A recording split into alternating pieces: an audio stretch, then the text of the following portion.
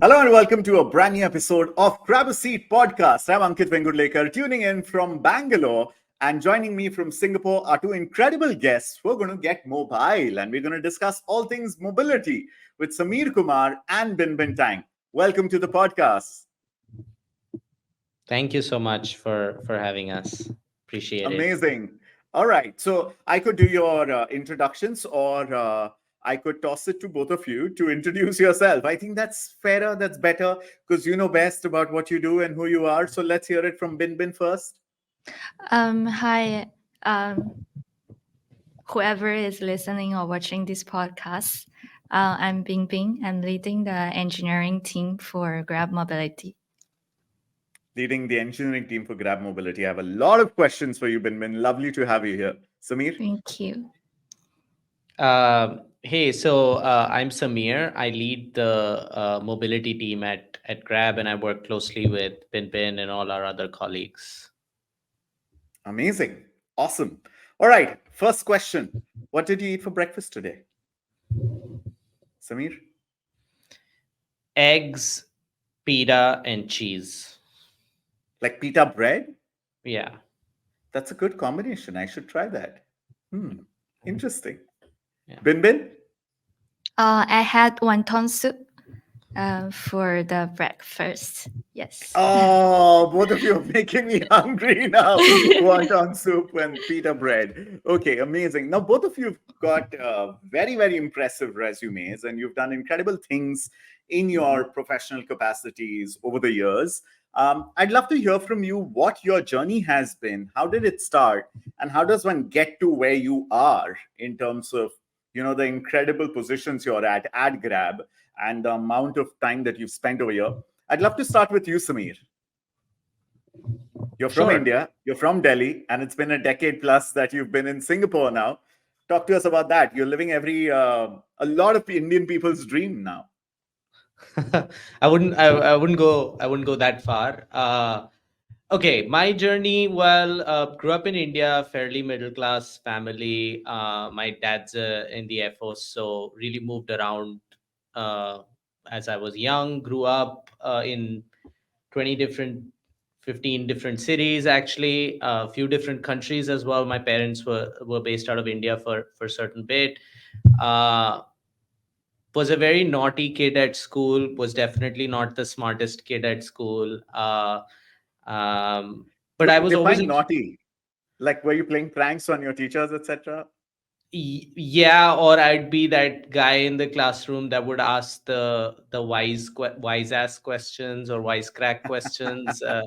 Nice. And so I'd be that kid. But I was always a curious kid, and I think that's part of the story that you'll kind of like the theme that you'll hear. Um, and as every Indian student does, they go on and study engineering. So that's what I did. So I went to computer science engineering at Guru Nanak Dev Engineering College, which is up north. And then from there, I became an Android engineer. Actually, that was my first job. Bin is laughing at me because she does not think I can code. But jokes aside, um, you know, started from there. And again, this was like right when the mobile phones had come out. So 2011. So the iPhone, just for context, came out in 2007. So still fairly early in the mobile app space. Really enjoyed it. Did that for 2 years. Was based out of Delhi for a company now called DXC, formerly called Computer Sciences Corporation, and then got a little bored and decided to challenge myself a little bit more. And so that's when I moved to Singapore, and I came here to do my master's to do in software engineering. Wanted to be a data scientist, and in some ways stumbled into product management. So that is my story. And Started product here in Singapore, and then from there joined this really small company called Grab back in 2016. And I've been here ever since. Moved around different teams, but largely in the mobility space. So that's my story. And what brings Amazing. True. true to the word of mobility, you've been mobile enough. Well done. Incredible. Bin? Yeah, so I'm Chinese, and I grew up in China. I got a scholarship, and then so I then Where? What part uh, of China did you grow up in? I'm from Hunan, so it's a province where people can eat a lot of spicy food. But unfortunately, I lost this talent over the years. Yeah, so I'm quite lucky to get a scholarship from Singapore. So I moved to Singapore relatively young. And then, however, I'm also very lucky to actually study computer license high school and then do competitive programming. So then go to NUS, continue to do competitive programming. And then, since then, I have been in this industry. So I have been working in Google before joining to Grab. Also, being a site reliability engineer, and then to work mainly on large scale systems, how to make all the systems scalable and reliable. So then I joined Grab for the exact same reason. Like, I think at the time we probably want to hire someone who has the experience to make the service stable and reliable. So I joined mobility right after. So yeah, then I am super lucky to actually grow in Grab and into different business as well. Like have been also staying in the fintech for the past 3 years, and then very lucky to move back to mobility this year. Yeah. That's amazing. Thank you so much for sharing. Incredible journey there. I'd like to hear from both of you on this one, this next question. As members of Grab's mobility team, could you share some insights into what are the kind of challenges that you face on an ongoing basis, on a daily basis, weekly basis, and what really is the opportunity for innovation within this ride hailing industry? Because it's at one point that itself used to be the moat, but today, of course, there are multiple other players. So what does it look like from the mobility team's vantage point? Samir first, and then Binbin. Sure. So your first question was, around how do you make this service, like what are the challenges or everyday challenges of the service? Uh, I would start by saying people think, like, at least as a consumer, you think you see a price and you press this giant button that says book on it, and the the driver and the car magically show up, or the bike in Southeast Asia. But that's actually pretty hard to do. Right? The like to make sure, like, the driver actually accepts the job, the fare that you pay is not just fair for you as a passenger, but also is fair for the driver. So this is FAIR, fair, not Fair, FARE. fair. Very good Yes. wordplay there. Fair, fair. Yeah. Right. And this is actually not very easy, because there are two Why? parties If in you the can market. explain that to us. Yeah.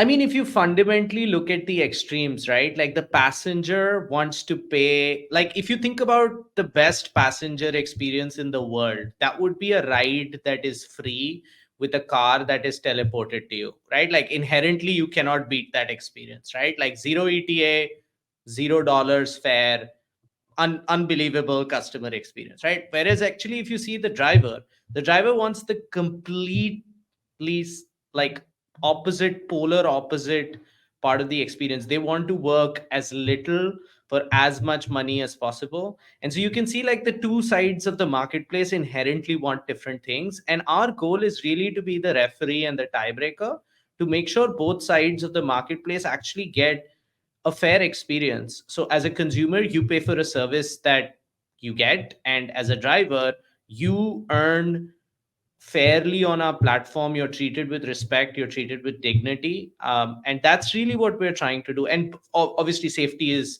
like the core tenet at Grab. So, like, the platform should really be safe for both sides of the marketplace. So now that's very, actually, like, if you get into the details, really very, very hard to do on an ongoing everyday basis, right? So And at that's the number one. scale, and at the Yes. scale across geographies. Oh my God, that's unbelievable.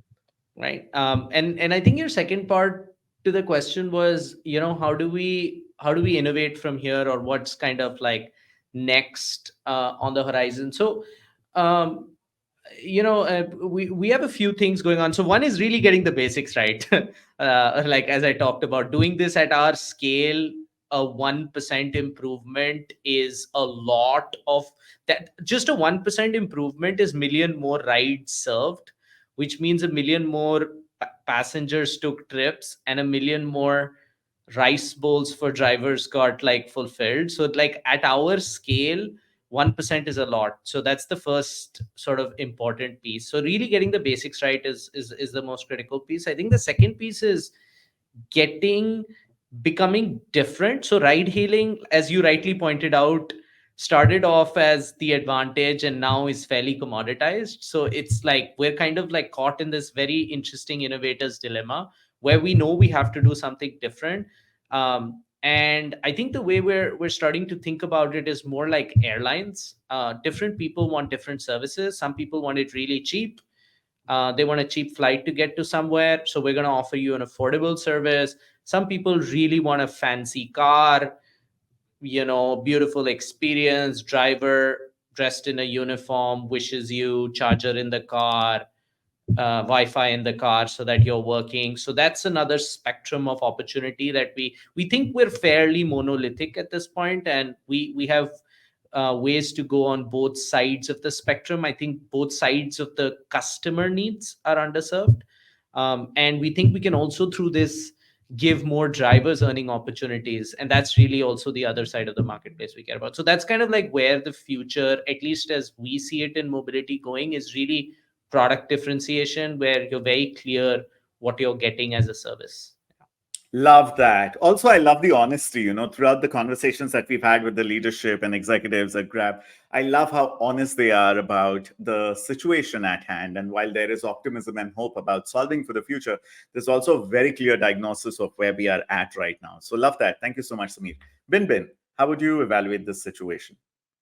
Yeah, I think Samir shares quite a bunch of challenges we are facing from the business side. No matter now it's like a more competitive environment to operate. Plus, also we have more like we are also operating in the environment. There are actually regulations, so we are basically fine tuning a balance behind this complex marketplace. I think as an engineering leader, I also think the challenges for me and the team is the system has been there for 10 years, and then we are serving millions of the rides every day. I just share a story. Actually, at the very early days, we also talk about numbers of how a reliable system shall be. Before, we always say 4 nines, but I think Grab once contextualized what does this means. So we have millions of drivers on our platform. A lot of drivers is actually rely on their daily earnings to bring the food to the table for their family. So we once brought an idea to say, hey, we want actually mobility service to be as reliable as utility, because like if the service is not available, it will actually impact a lot of people's lives. So it will impact our driver partners. It will also impact passengers. So I would say one of the challenges, at least for engineering team, is hey, how to run a reliable system where we can continue to serve millions of the rides every day to our consumers, but also to empower our driver partners. Yeah, and then going to your second question, which is the opportunity for innovations. I think there are lots, right? I think Samir covered very well. So also from the engineering side, what I can think of is, okay, how we can run a marketplace more efficiently. Like we can really create a win-win situation for our passengers and our driver partners. There are a lot of things we actually can do, right, to make this marketplace more efficient and then more reliable. And also on the customer side, it's like I'm very resonate on what Samir has shared. It's like now we are at a place to really, better fulfill different customer needs. So before, we probably only have a very standard offerings to the rides to say, hey, one person, if you can, we can find you a car or not.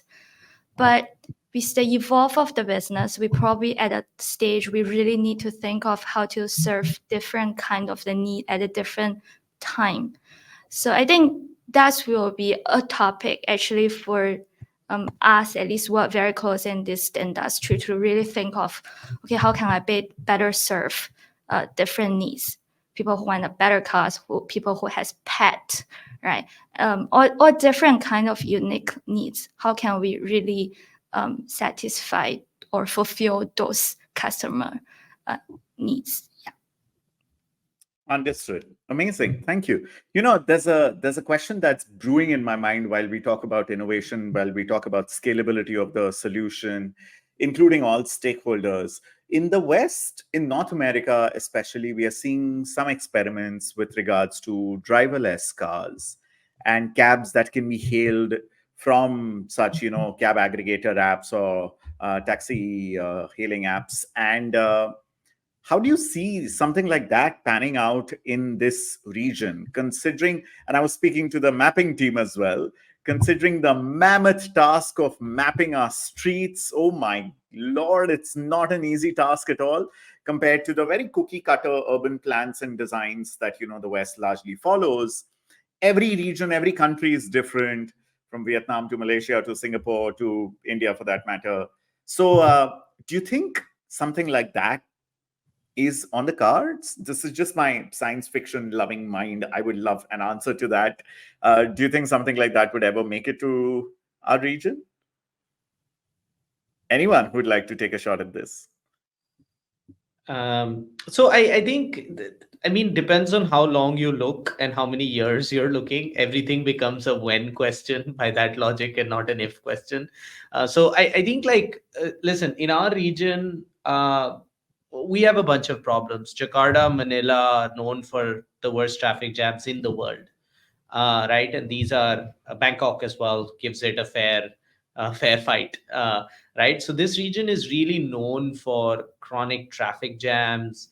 Uh, Cities have come up. Urban planning hasn't been as good. Obviously, in a lot of these places, people use these roads every day. Um, and so we feel like this technology outside of Singapore has at least a few years to go to be commercially viable. That being said, I think we're keeping an eye on it as an organization. Outside, I think Singapore there could be potential, right? Because it's a small city, like you said, fairly westernized, fairly grid-like. Can work, but listen, the self-driving technology also has a lot of flaws. So a lot of their trials are actually in cities that are really really dry. So I know a lot of these self-driving cars actually run their pilots in Phoenix, Arizona, which is one of the driest places in the world. Singapore gets 100 days of rainfall every year, right? So I think like the commercial viability of this technology in our region for our climate and our weather is still very very far away. And so we believe we have a lot bigger problems to fry before we start thinking about just what Binbin was talking about, like building scalable solutions, really offering differentiated services for our customers. This is going to take a few years, so let us finish this whilst we come back. We don't believe before that this technology, and again, listen, I might stand here and be quoted as somebody who got it completely wrong. But I think ultimately we have to take a call basis on the information we have. And looking at industry experts and the reports that we have, we believe this technology is a few years away. And so we'd rather focus on problems with the technology that's available today, because our consumers in this region really have problems and pressing needs for today. Absolutely. No, I appreciate the honest answer. Like I said, it's just the science fiction nerd in me that would love to see flying cars and flying taxis. And I think in Consumer Electronics Show in Las Vegas this year, we are seeing some very Lamborghini-esque sportsters with just wings coming out and rotors start rotating and the car takes off. It's good to satiate the science fiction nerd in me, but you're absolutely right. This is the ways away from actual implementation. I want to know then that, how does Grab's mobility business manage to continue to maintain the lead in a market where, as you all rightly pointed out, it's fairly commoditized?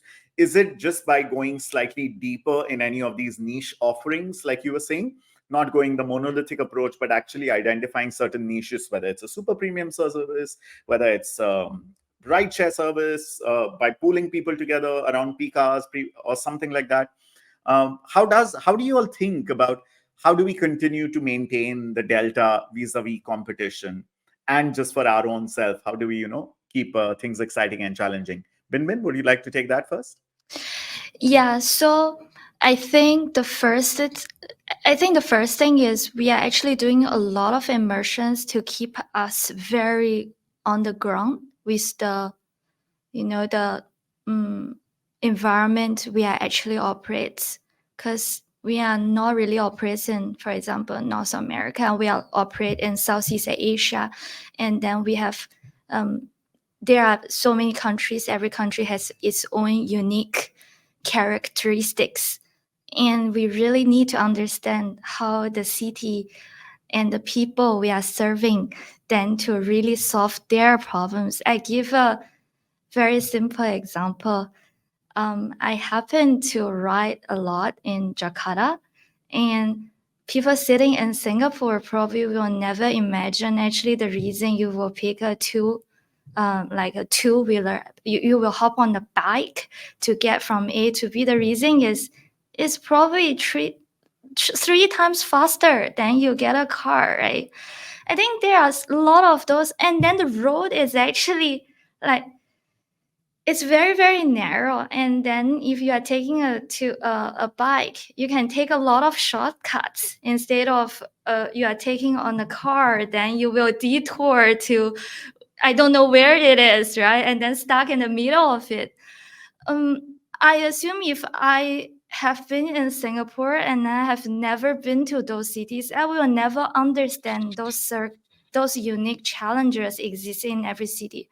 For example, we went to Chiang Mai to know, the city is actually in the main city is in the relatively smaller sizes. Then we shall think of it if we have a very dense, supply and demand in a relatively small space, then how shall we shape the supply and demand? Then we also have what I want to share is I think we did a lot of immersions and then try to be really close with the markets we are operating to understand its unique challenges rather than sitting in Singapore and then just, replicating whatever we learned in this one city to the whole region. So I think that's the very first things. I think we're trying to identify the right problems.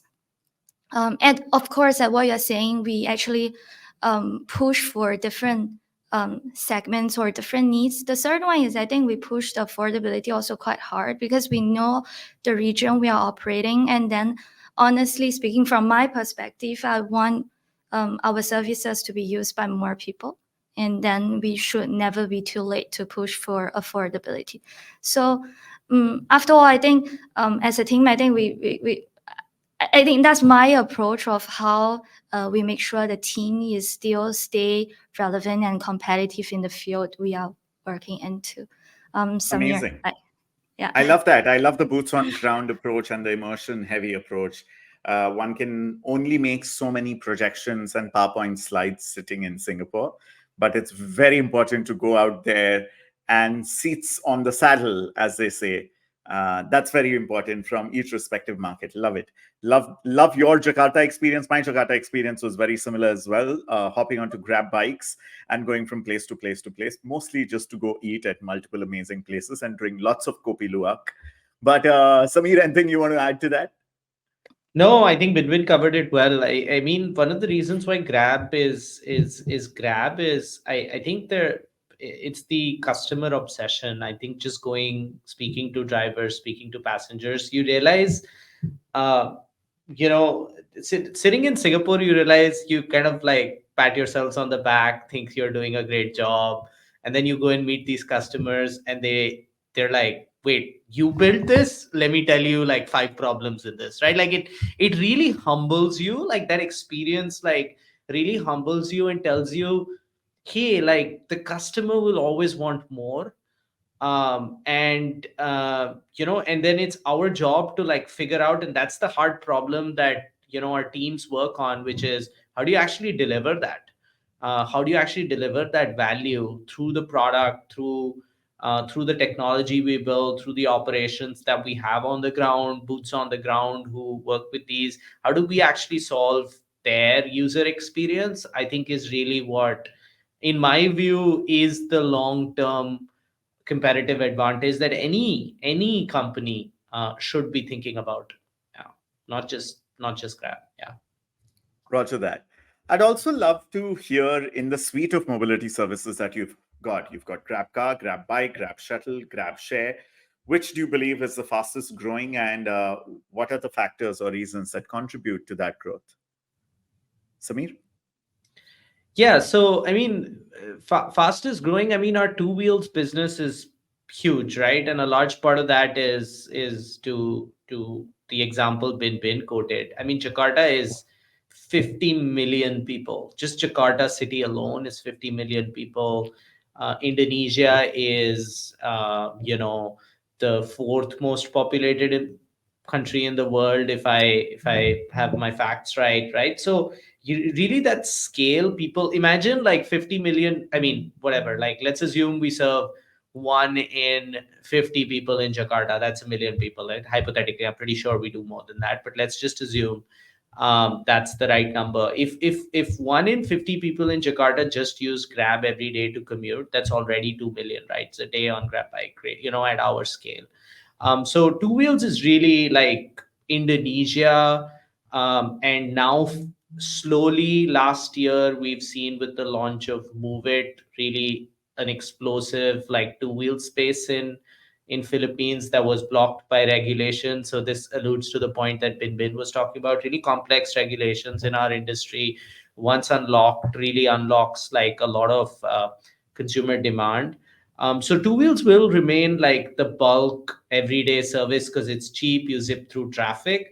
But four wheels is really where in my view, the true innovation is at, because cars are limited, cars are idle. Nobody likes them standing in a parking lot. So if you're a fleet owner, you want your vehicle utilized as much. If you're a driver, you're paying some amount of money for your rental, and so you'd like to maximize the time that you rent the car. And so ultimately, four wheels is where there is scarcity. Um, and where there is scarcity, there is an opportunity for technology to provide efficiency frontiers that were not possible before. So I think that's really where the true innovation. Like this doesn't mean there's no innovation on two wheels. Just for clarity, it just means it's a different kind of innovation. And so I think both spaces are exciting. I think it's hard to say which one is like growing faster or is better, but like both. But the spaces are very different, and I think that was kind of like what I wanted to allude to. Yeah. I hear you. I mean, anything you would like to add to that, BinBin? Which one's your pick for the most innovative or the most exciting in terms of growth potential? I think Samir, of course, can get the most accurate, estimation as a very experienced business leaders. So I probably will answer this slightly different as in which one I wanted to grow the most. I have my personal favorite. I think a lot of them knows. I really like GrabShare, and then I really want to see GrabShare success because I really want to see share as the I think after COVID, we are in another trend of sharing economy, and I feel like that trend can be pushed even further. And then also share is a true, technical innovation, right? If we can really get a two-person and then in a very similar routes, like we can really get them hop into the same car, they can get from A to B in a much cheaper cost. It's like a really win-win situation for our customers, our drivers, right? So I want that to happen. So I really want to see, the sharing economy will be pushed into another height after COVID. So yeah, this is my very personal wish. Personal wish list. I love that. I would plus one on that, Bin, because also the added advantage for those who are willing, and there could be some sort of sign to show that they're willing to, the serendipity of amazing conversations that can happen. People can meet your potential employer, you can hire someone, you can make new friends, you can go on dates with someone. I mean, the world is just open to all kinds of new experiences with ride sharing, right? It's beautiful. and I love. and better for the environment. In India, and I've obviously have limited experience traveling within the region, but in India, especially in Bangalore, where I am, Silicon Valley city of India, similar is the case in Bombay and in Delhi as well. We have massive volume around peak hours, morning and evening. We have crazy amount of ride cancellations. We've got surge prices. We've got refusals. And it is very common today, unfortunately, for folks to start booking their ride back home at 4:35 p.m. when they need to leave office at 6 p.m. It takes them approximately 1 hour to secure a ride, morning and evening, right? Does something like this happen in Singapore and other parts of the region as well? And how do you all counter these sort of very human challenges which leave a sour taste in the mouth of the consumer, the user? Bin, you'd like to go first and then Samir? I think Samir probably know the business situation much better than I am. But based on my experience living in the few, I would say, most busy cities in Southeast Asia, I cannot remember there's a situation to be as crazy as waiting 2 hours. Probably sometimes during the rain period in Jakarta, we'll face that. But having said that, I recognize. Um, I acknowledge that the cancellation is an issue, but I think as a marketplace operators, I probably want to really say it's more about how can we create a fair marketplace, as in for any when a cancellation it happens, does it incur additional cost to the other side or not? For example, when we book a car and then we have a driver has already been allocated and then the driver has traveled, let's say, 3 or 4 kilometers away, right? And then to come and then pick the passenger up. Then when there's a cancellation happen, can we actually give a fair compensation for the time and fuel the drivers has spent or not, right? I think that's the first thought I have is, can we maintain a fair marketplace? The second part is, I know we all don't really want to cancel. And then when we cancel, probably there is a genuine reasons, even though I know the driver has traveled that far, but I really have a very genuine reason I want to do that. Right. Then I hope I think we are trying to understand a bit more behind why either passengers or drivers side they want to cancel. And then how as a marketplace, we're trying to understand those behaviors first and then try to prevent in a more intelligent way. I think that's what I'm thinking. But over to Samir on like the market understandings. Yeah. No, I mean, plus one to what you just said, Bin. I think ultimately, like, so I'm not super familiar with the India context, but I think it's just hard to find in Southeast Asia where I'm not saying it doesn't ever happen, but it's very rare to hear of a scenario where somebody has had to wait for an hour to get a ride. But listen, there are some scenarios, right? So just this week, an executive at our company said it was raining. I didn't get a car for like 10 minutes, right? Some of this happens, right? Acute rains, drivers go offline. There are certain shocks to the system that happen. So it's not to say that our service is like 100% slick all the time either.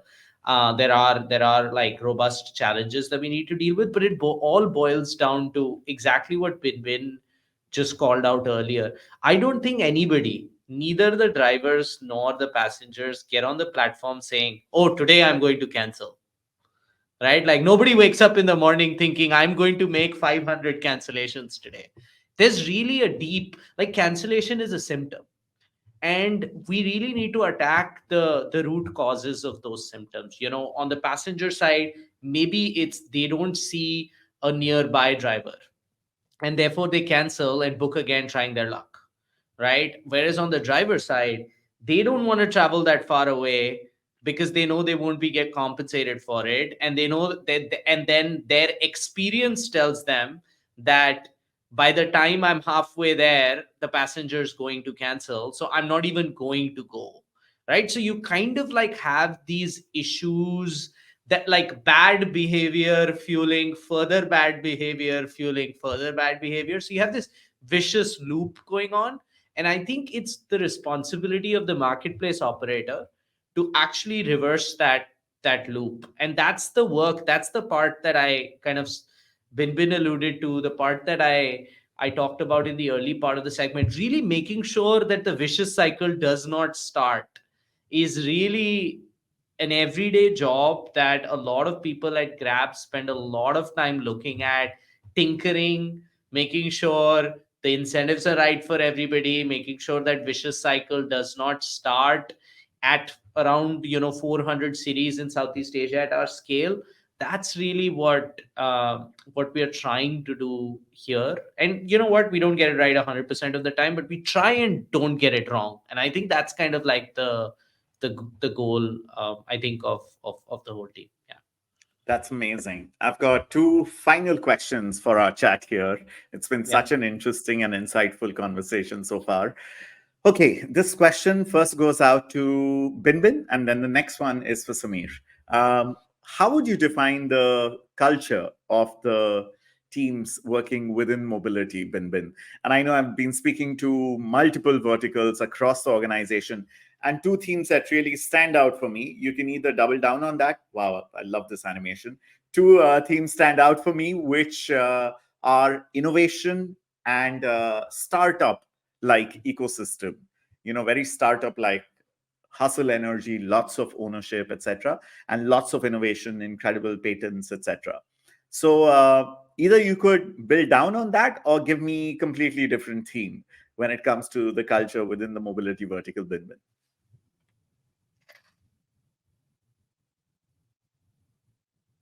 I think I love to answer this question, but I think Samir, I think this is definitely a question you probably also want to jump in and then to share your point of view as well.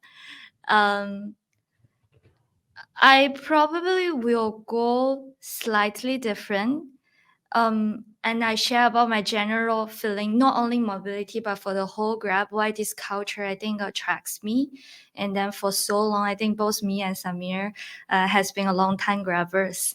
Yeah, you've been here for 6 years, Samir for 7+ years, long timers. Yeah. So I think one of the very important reasons I think I really enjoy working in Grab is I think it has a very, very trusted relationship with lots of co-workers, leaders, even with the teams. I can share a lot of things, no matter it's positive or it's negative, super, super honestly to them. Like I can genuinely share my challenges, my team's challenges, what we are doing well, what we are not doing well, very, very open to all of them.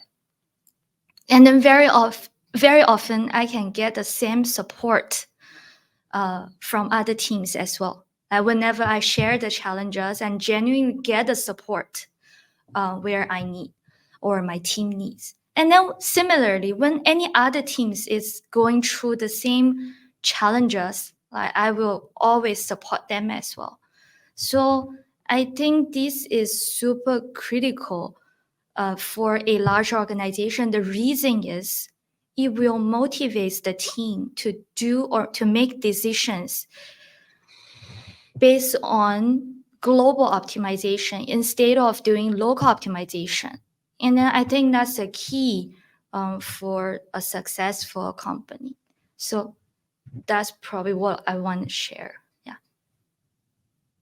That's amazing. Samir, anything you want to add to that in terms of No, the I culture?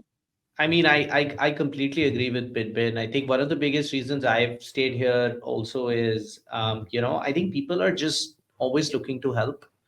That's Like sweet. you go to a problem, and I don't think anybody at this organization says, "Why are you coming to me? This is not my problem.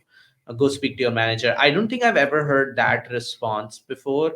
It's usually like, "Have you tried this? Did you do this? Did you like it?" Like the switch of the conversation becomes, okay, like you have a problem solving hat Solution on, oriented. Hmm. like asking questions like, what have you tried before? Okay, like where, like the conversation goes very much into how can I help you, right? Like I'm trying to Mm. like illustrate how this everyday conversation is more oriented around, hey, just because you came to me with a problem, like I actually care about it, I'm now actively engaged trying to solve it for you. So that's number one. The other thing is, I think, and this is a combination of where this company is based as well as the challenges faced by the company. So some of it is fueled by some history and just the region that we're in. Is that I think there's a very first principled hunger in this organization. And a large part of this is, we are not a Western technology company, and neither are we an Eastern technology company, so to speak, right? In the traditional sense, we're kind of somewhere in the middle. Neither are we India, which is also like in between but different. And so, in a way, to build a first generation technology company in Southeast Asia requires people to be first principle thinkers, because you can't, because you don't have any other historical benchmark in your region to compare yourself to. You have to compare yourselves to global peers and then go and say, okay, now I take that information and figure out how to apply it here. And so that leads to very interesting, just by virtue of that problem, there is some sort of Darwinianism, survivorshipism of the kind of people that are in this organization are the ones who don't run away from hard problems, right? Number two, are able to apply themselves to unknown problems, and there is a hunger saying, if they can do it, why can't we do it? Which I think is a very unique culture of this company, where they're able to like figure things out even if they don't know exactly how on day one. There is this desire to kind of learn and problem solve and like innovate, go to the ground, speak to the customer. Like all of this comes from that internal hunger of, we can do it in this region too. And I think that's kind of like my sort of assessment on why Grab is unique in its own different way, and why it has the culture that it has of open conversations, hard conversations, hunger, etc. Yeah. Love it. Absolutely love it. And the last question, which both of you have pretty much answered in this one, but still it needs to be asked. For a young graduate who would like to join Grab, and especially in the mobility vertical, what would your pitch be? Why should they consider working in the mobility vertical at Grab? Bin, why don't you go first? We need some engineers. I'm very very happy to answer this question. And then I like, if any young talent, whoever wants to join mobility, just like you can find me on LinkedIn or anywhere. Like, I'm really happy and open to have a chat. And then here is why you shall join us. So I split into a few categories, right? If you are front-end engineers, please join us, because you have a chance to really work on the super app. And then you are work on the most important business flows. like ride hailing is kind of the core for the super app, and then the page will be visited by millions of people every day, and then every single visual changes and then every single performance improvements you have introduced to the app will be immediately used and seen by millions of our users every day, right? And then whoever has an experience to work on those 2C customers understand the sense of, of achievements once you roll out a products and it has been used regionally, right? This sense of achievements, I think, like it wins for everything else. And then if you are backend engineers, just now I think I've shared we have a lot of reliability and scalability challenges, and then we always want to provide the most delightful experiences to our consumers. And then we're really asking for very, very high performing systems. And then we're really asking for like the, industry led reliability standard. So as long as you want to really practice your technical skills, and then similarly, if you want the features or the products you have been built to be used by millions of the Southeast Asians, like just please join us. And then I'm genuinely very, very open to share more. As long as you guys can find me, like drop me an email or just on LinkedIn. Yeah. Find her. BinBin dot is what you'll find her as on LinkedIn. So Yeah. definitely DM her. Samir, anything Yeah. you want to add to that quickly before we wrap this up? No, I mean the reason why I would recommend people to join is like Bin called out. I mean our scale is just phenomenal, but beyond just the scale piece, I think there's so much more to do in mobility still left, right? Like the car does not arrive every time you hit the book button, right? Like the job is far from done, right? And the mission is still, Grab's mission is to make every 1 in 2 micro entrepreneurs powered on the Grab platform. We have tons of people who are unemployed in this region. So if you care about like driving impact at scale, not building, like if you care about a technology company that is not attacking dopamines, for instance, and really like making impact in the region, I think then you will find Grab being that sort of that platform, that company, or also companies in our sector. We make real impact, like the driver is actually in the rain delivering your food or giving you a ride, and we need to think about the circumstances they go through. It's a very human experience, thinking about their job every day and how we can make it better. We've been in immersions where the drivers wake up at 4 in the morning, and we followed them. And when I came back that day, it was such a tough day. It was like I had such a long day today, and the guy does this every day for 6 days a week, right? And I think like experiences like that really change you in a way. It also makes you a better human being, and I feel like that's also like we're not just here to work, we're also here to become like better versions of ourselves. So that would be another reason why I would compel people to come up, apart from working on really cool technology. Yeah. Absolutely love that. Mobility in the business of moving people and moving people. If you get Yes. that, since we are playing with fair, moving people and moving people. Incredible, incredible chat here, BinBin and Samir. Thank you so much for sharing all your amazing insights, all the adventures, all the learnings, and all this superb information. Thank you so much for your time. Thank you. Thank you so much, Ankit. And to you, listeners and viewers, thank you so much for watching and joining us on this episode of Grab a Seat podcast. Don't forget to catch all the other incredible conversations in this series where you get to hear superb leadership insights from all the executives at Grab.